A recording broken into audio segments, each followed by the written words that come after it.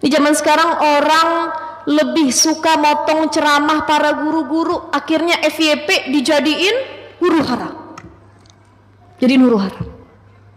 Wah, ini banyak Bu ya, ceramahnya panjang 1 jam dipotong.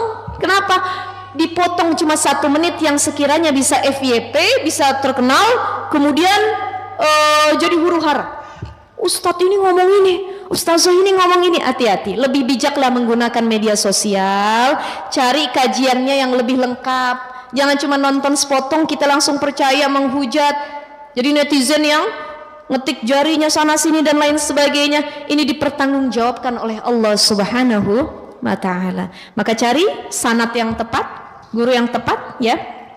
Yang kedua tadi, kalau bisa langsung tatap muka, wajhan biwajhin. Kemudian lagi ketika kita mau belajar, sucikan hati kita. Ini terakhir ya, agar ilmu lebih mudah masuk ke dalam hati kita. Kenapa saya bilang tadi di awal, ada orang masuk kuping kanan, keluar kuping kiri, jiping, ngajinya cuman nguping aja. Ketika nyampe di rumah, tadi Ustazah Sifa nyampein apa? Lah ya katanya, lupa tadi katanya. Pokoknya begitu dah, lupa nih ngajinya. Kenapa? Bisa jadi karena ilmu itu nggak masuk ke dalam hati kita. Dulu Imam Syafi'i pernah ngadu sama gurunya Imam Waqi.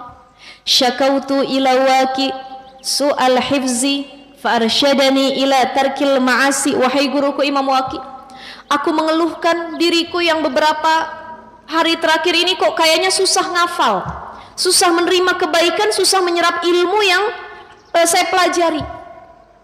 Kenapa ya wahai guruku?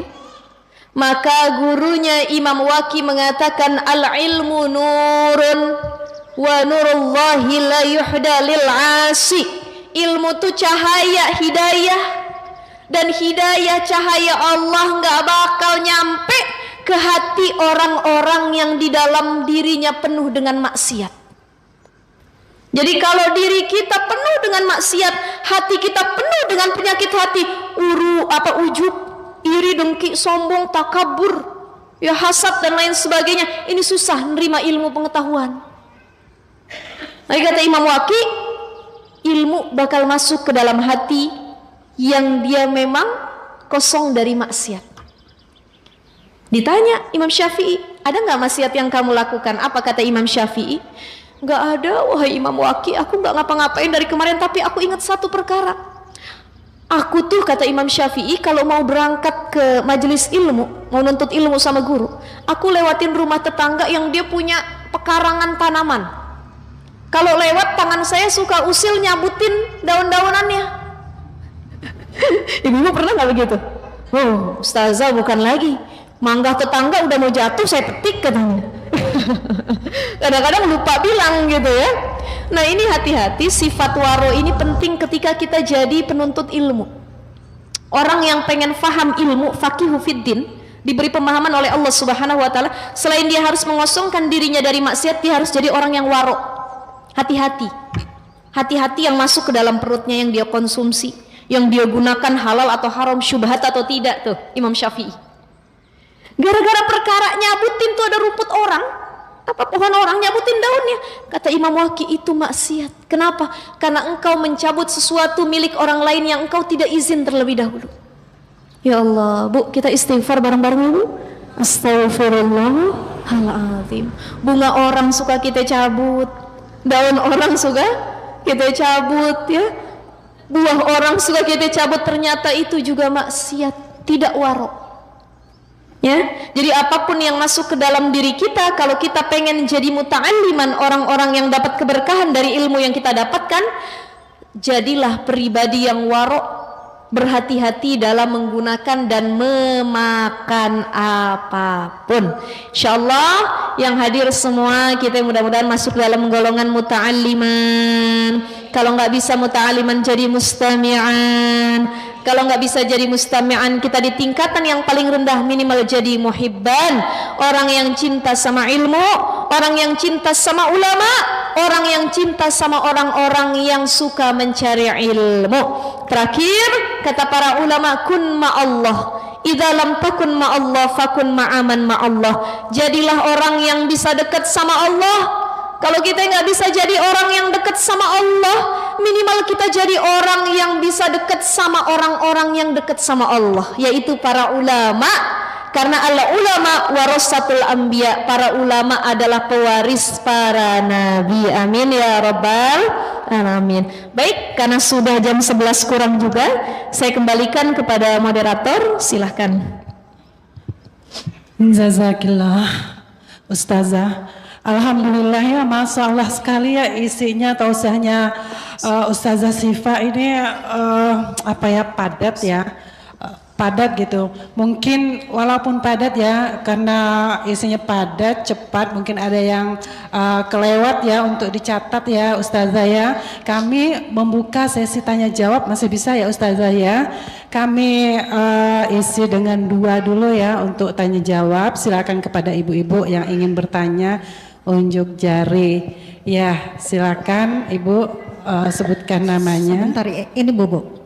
Ya, Ustazah. Ya. Oh, ya silakan. Assalamualaikum warahmatullahi wabarakatuh. Waalaikumsalam warahmatullahi wabarakatuh. Ustazah, saya ini ada grup WA, grup pengajian gitu. Dia ada seorang mengirimkan sesuatu semacam hadis yang mengatakan, bukan hadis ya, maksudnya sebelum hadis itu datang, dia tulisan itu bilang. Gimana Ibu? Boleh kencengan? Agak deketin aja ya, mikrofonnya Bu. Ada saya grup pengajian, di WA mengirim sesuatu. Ada bacaan begini Ustazah, ciptaan Allah dari tangan Allah, dari tangan Allah. Nah saya lupa gitu kata-kata itu, tangan Allah gitu. Nah terus saya jawab di WA itu sahabat yang mengirim itu, tolong dong jangan pakai tangan Allah. Berarti kita tahu dong itu Allah ada tangan. Sedangkan kita kan tahu itu wujud Allah itu apa segitu kan. Nah terus apa saya salah menegur kayak begitu gitu. Ya. Terima kasih Ustazah. Ya. Waalaikumsalam warahmatullahi wabarakatuh. Betul itu, harus ditegur. Harus ditegur ya, karena memang ada sebagian pemahaman yang ketika menemukan ayat-ayat dalam Al-Quran, iya,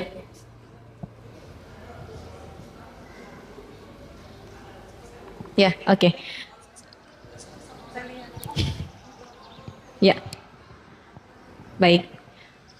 Nah, terkait hal ini memang ada perbedaan dari pendapat para ulama atau golongan ya. Saya bilangnya golongan ya, karena kan di Indonesia yang hadir juga beberapa golongan pemahaman agama.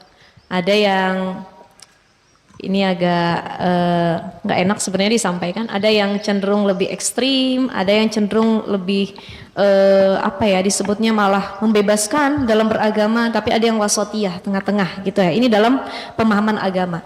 Nah, terkait yadullah fawqa yadayhi misalkan. Tangan Allah itu di atas tangan-tangan mereka gitu. Menggunakannya kata langsung tangan Allah gitu ya. Ada pemahaman beberapa golongan yang memang mereka itu ketika menemukan ayat-ayat dalam Al-Quran ya, dan itu berbentuk kayak tadi tangan Allah, terus kemudian yang arsy-nya Allah dan lain sebagainya, itu didefinisikan sebagai ya sama kayak manusia gitu. Tangan Allah ya tangan Allah gitu. Kemudian arsy-nya Allah ya berarti singgasananya Allah, rumahnya Allah gitu. Ini perbedaan pendapat para ulama. Tapi ada ulama yang lain mengatakan bahwa itu cuma majas aja, sebenarnya kiasan. Arsy-nya Allah tuh bukan berarti yang kalau kita bayangin arsy itu ada singgasana, tuh kayak tempat-tempat raja tuh, duduk bangkunya besar, singgasana. Bukan berarti singgasana yang kayak seperti itu. Tapi arsy-nya Allah itu lebih kepada kudrah, kuasanya Allah. Gitu. Jadi kalau kita dapati ada beberapa guru atau ustadz yang menerangkan demikian, betul. Tapi kita mau lebih pengen cari referensi yang lain, lebih bagus lagi. Gini loh, dalam beragama kan kita nggak boleh nyalah-nyalahin orang ya, asal nyalah-nyalahin orang. Itu pentingnya belajar. Orang yang belajar memperdalam agama dengan sebaik mungkin, dia nggak gampang nyalahin orang. Gitu, nggak gampang nyalahin orang. Contoh kayak perkara kunut. Ada orang kunut, ada nggak kunut. Dua-duanya punya dalil. Yang dosa itu yang kagak sholat subuh. Betul nggak Bu? Betul nggak? Betul. Kita